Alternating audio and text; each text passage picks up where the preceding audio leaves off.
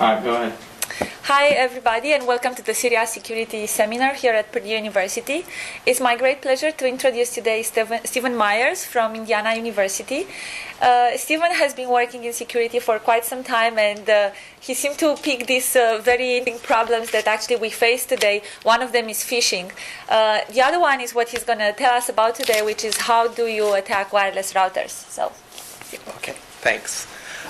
So today the work I'm going to talk about two sort of related but distinct pieces of work. The first is joint work with Alex Vespignani, Vittoria Caliza, and Hao Hu, all of who are somehow or another associated with Indiana University in the school.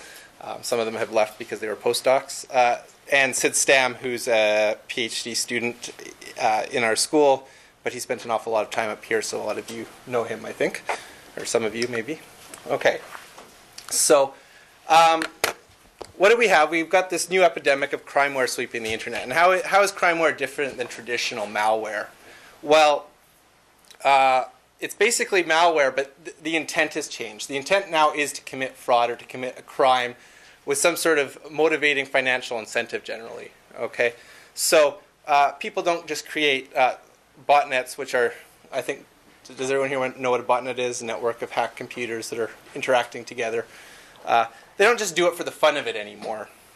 They're doing it to sell to people, to use to distribute spam, or to perform distributed denial of service attacks, where you can blackmail different companies to keep their websites offline during particularly profitable times of their business cycle. Phishing and farming, clearly the only purpose for doing phishing and farming is to commit fraud, and so on. So, what I'm going to talk to you today is about router malware, and it's not. What I'm talking about today is not in the wild yet, and that is to say, I haven't heard of anyone observing this or saying it's happening. But it's our job as security researchers to look ahead and say what can we reasonably expect to see and be prepared for. And ultimately, we create countermeasures before the attack happens, so we never see the attack. Unfortunately, as a community, we're not doing that as often as we should. So, how do you decide if you're going to see an attack in principle? Well, again, these authors aren't looking for credit on the street. They're looking to make money. So they're actually looking at it like a business proposition. Okay, so they're asking two questions: how valuable is it to attack? If I'm going to attack something, why should I do it? What's the financial reward at the end? And how easy is it? Right? I'm going to make so much money doing this. I want to minimize my effort to make a certain amount of dollars. So they're trying to increase the value of their attack and minimize the effort. So, why attack routers? Okay, so I don't think I explained this properly first. So I'm talking about attacking these wireless home routers. Probably all of you have these at home. Who doesn't have a wireless home router? Like 2, 3 of you. Okay, so there's huge, proliferation of these things, especially among young people. And so why would you want to attack these if you're a malware author? Well, if you're a spam, if you control botnets to do spamming or distributed denial of service attacks, these routers have a very big advantage over a traditional PC. What is that? Well, the vast majority of people still shut off their PCs at night or when they're not using them. Okay, so if I'm a botnet operator, one of the things that is of value to me is the number of computers I can use to attack at a time. And so at night, the number of bots that are available to me is actually substantially smaller than during the daytime because a lot of people's computers are shut off. Most people's routers are on 24/7. Okay, most of you don't probably turn your router off at night, even if you turn your machine off. Okay, so you can use these things to, basically for anything you could use a botnet machine to do because they are in fact little computers. Okay, now obviously you can use them to do farming because you now control the domain name system between the computer and the internet through this router because you can control all communications. They allow easy man-in-the-middle attacks. So man-in-the-middle attacks are something that have been around for a long time. Cryptographers, which is where my tradition really comes from, have been talking about these for a very long time. But in the practical security community, people haven't really taken them seriously. Okay, now why not? I shouldn't say they haven't taken them seriously. They haven't been as concerned about them as maybe they should be because generally the machines between two endpoints in a communication have been controlled by big service providers. Okay, so if you think of you talking to Amazon and back or something like that, All of the routers in between generally are controlled by internet service providers or large telecoms, and they're spending an awful lot of money to make sure their machines stay relatively secure. So the machines in between the two endpoints have been relatively secure, so you didn't need to worry too much about man-in-the-middle attacks. Okay.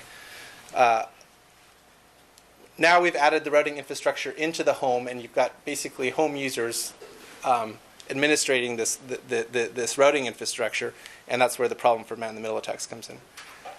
Weakening PC security. One thing you can do if you control someone's router is that you can just prevent them from getting any future patches for their operating system or for their antivirus software, and you just sit on it, right? I just prevent any patches from Windows from going through that router for the next 2 months, so now I've got a pretty good idea of what the machines behind it are susceptible to. Okay. Now, one of the other big benefits is currently these things are not being protected. You can't buy McAfee for your Linksys router. You can't buy it. Your Windows operating system isn't scanning it. Your Mac 10, OS 10 operating system isn't scanning it. So these things aren't being protected. They're not even being scanned or patched. Okay, so the vulnerabilities that are out there are sort of, in some sense, consistent. Okay, and then the final thing is, unlike your PC to a certain extent, if I attack your router, I can actually lock the door behind me and make it so that the malware infection is permanent. And the reason is that to infect one of these routers, you have to infect its firmware. But unfortunately, the firmware process itself, the firmware upgrade process itself, is firmware upgradable. So what I can do is I can shut down any future firmware upgrades, or make sure that only I can do future firmware upgrades. Okay, so that's the value of the attack. How easy is it? Well, if you've got one of these Linksys routers sitting at your home, or a D-Link, almost all of them are firmware programmable, so I can write new operating system software for them.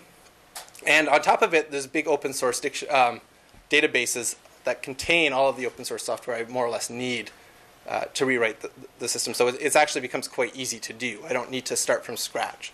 So if you go to openwrt.org, you can basically download Linux operating systems for most of the most popular routers.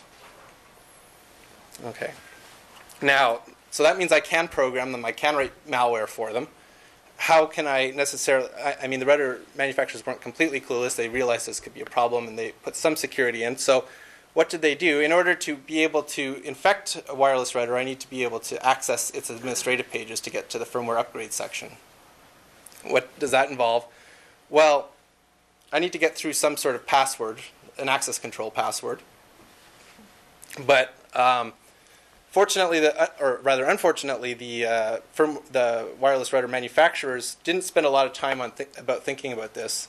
And so what we've got is a default password that most of these things are equipped with, and or some very limited passwords selected by users. Users, on average, are not choosing strong passwords for these routers, right? Ask your mom if she's chosen a really strong password for her router. She probably doesn't know that there's a password on her router. Okay, at least my mom doesn't.